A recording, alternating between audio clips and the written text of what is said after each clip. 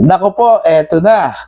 Naglabas na po mga kapida, no, ang Sandigan Bayan po mga kapida, ano po, ng temporary whole departure order po, ano, laban ho dito kay dating House Speaker Martin Romualdez mga kabida, ano po. Ito po ay resulta dun ho sa hiniling po, ano, ng Office of the Ombudsman na maglabas po ng HDO, ano, ito hong Sandigan Bayan para hindi ho makaalis ito hong si dating House Speaker Romualdez, ano po, ng bansa papuntang Singapore, ano, mga kabida. Kung malala po ninyo, humingi po ano ng travel clearance po ito hong si Romualdez po mga kabida. Unang-una po sa Office of the Ombudsman, ano, mga kabida, para lang po makapag-travel po abroad dahil ho sa kanyang medical check-up daw, ano, mga kabida.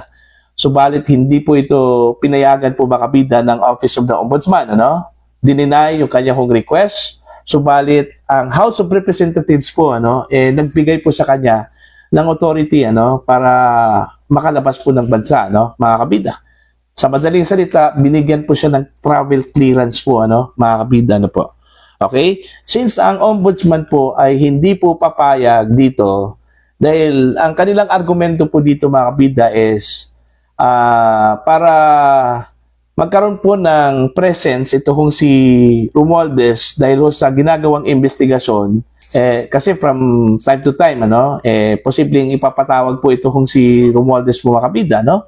Okay, at least andito po siya sa Pilipinas po ano every time na gusto ho siyang ipatawag po mga kabida ng Office of the Ombudsman, ano, unlike kung nasa abroad hindi po natin alam kung kailan po yung balik. Siguro nag-aalangan po mga kabida ang ombudsman na baka mag-alasal di ko po ito, ano, mga kabida, hindi na po babalik po ng bansa. Alright, kaya naniniguro po ang ombudsman na every time na ipapatawag po siya mga kabida dahil po sa ginagawang investigasyon, ano, laban po kay Romualdez, andyan po siya mga kabida, no.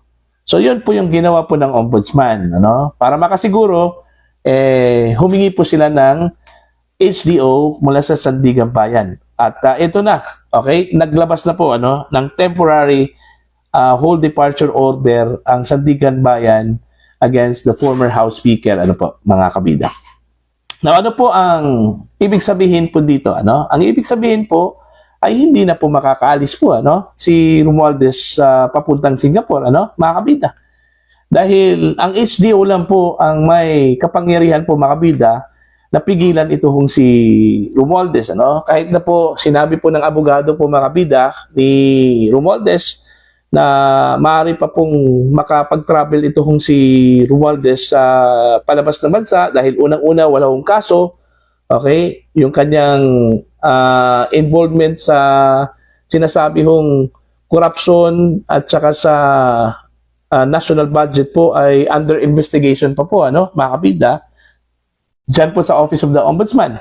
Alright? At wala pa pong HDO during that time. Nung sinabi po ng abogado po ni Romualdez po yun, ano, mga kabida. Pero since eto na, lumabas po ito kagabi, so hindi na talaga makakalabas po, ano, ito kung si Romualdez, ano po, mga kabida. So, itong ginagawa po ng Ombudsman, mga kabida, nararamdaman po ito ni Romualdez, ano, at siguro tinitreat po niya ito bilang panggigipit po, ano, laban po sa kanya. Alright, kaya yun, naglabas po siya ng kanyang video statement po, ano, mga kabida, at umapila po sa ombudsman na dapat tingnan po nila yung ebidensya. Okay, hindi ho politika, ano, mga kabida, ano po. Kaya may mga spekulasyon po, ano, mga kabida, ito hong mga kritiko po. Alright, dito ho sa statement po ni Romualdez na posibleng magkakaroon po ng naglagan po dito, ano, mga kabida, okay? Kung gigipitin, ano, ng gobyerno, ito kung si Romualdez po mga kabida dahil po dito sa kanyang kinakaharap po, ano, na investigasyon mga kabida patungkol sa sinasabi hong involvement daw niya sa issue po ng corruption sa flood control projects at maging ito hong very controversial po mga kabida, no, na 2025 national budget mess, ano, mga kabida. Alright? Kasi malinaw po dun ho sa kanyang sinabi po, ano, mga kabida, na siya po ay nananahimik, mga kabida, at very cooperative doon ho sa ginawang investigasyon po, lalong-lalo na po sa ICI, mga kabida, nag-present po siya sa kanyang sarili po doon, and yet, ito po yung kanyang kinakaharap po, mga kabida. Dila ginigipit po siya, dito ho sa mga reklamo po, mga kabida, laban sa kanya, na iniimbestigahan ngayon, ng Office of the Ombudsman. Alright? Matindi yung kanyang sinabi po, mga kabida, na hindi na raw siya mananahimik, magsasalita na raw siya, mga kabida. Kung pipilitin daw siyang ipupush out po, mga kabida, he will not go quietly and he will not go alone. Ang interpretasyon po sa kanyang sinabi po dito, mga kabida, kung babagsak man daw siya, mga kabida, hindi daw siya papayag na babagsak na mag-isa. Okay? Posibleng meron po siyang isasama po, mga kabida, po. Pero malinaw po doon ho sa kanyang sinabi po, sa kanyang video statement, na inexonerate po niya yung kanyang sarili po, mga kabida. Wala daw siyang kinalaman sa issue po ng korupsyon, sa flood control, at maging sa national budget po, At meron po siyang pinangalanan po, mga kabida, na mga responsable po dito. Okay? Sa panig po ng listatura po, ito hong si dating Senate President Chis Escudero, at maging ito hong si dating chairman po ng Appropriations Committee po ng House, noong 19th Congress, ito hong si dating Ako Bicol Party List Representative Zaldico, Although, binanggit po niya, mga kabida, ang executive branch, na sabi po niya, posibleng may mga nangyaring corruption po during the implementation po, mga kabida, ng mga programa o proyekto. Although hindi po niya binanggit po si Pangulong Ferdinand Bongbong Marcos bilang head po ng executive branch po, mga kabida, pero malinaw po, yung kanyang tumbok po, mga kabida, okay, na kabilang po si PBBM, doon po sa kanyang pinatutungkulan po, mga kabida. Yun yung interpretasyon, mga kabida, ng ilang pong mga kritiko po, dito ho sa sinabi po ni dating House Speaker Martin Romualdez, mga kabida, po. Alright? Eto, babasahin ko lang po, ito kong balita po, mga kabida, ng ABS-CBN, po. Okay? The Sandigan Bayan 7th Division issued a precautionary hold departure order against former House Speaker Martin Romualdez.